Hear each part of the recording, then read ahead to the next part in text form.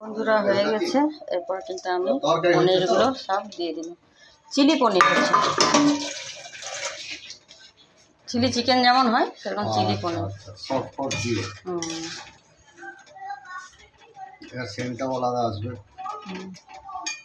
বাবা দেখতে এসছে যে এটা কি বানালি।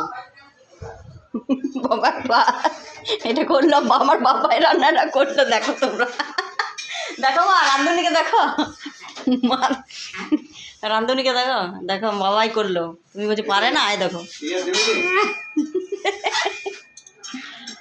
হ্যাঁ কি দেবো? আর কিছু দিতে হবে না, নামিয়ে দাও। বন্ধ করতে হয়ে গেছে। তো বন্ধুরা বলো, তোমরা বলো, কালারটা দেখে বলো কেমন হয়েছে।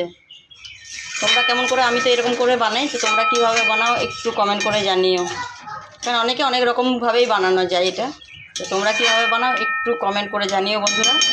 আমার রান্না কমপ্লিট।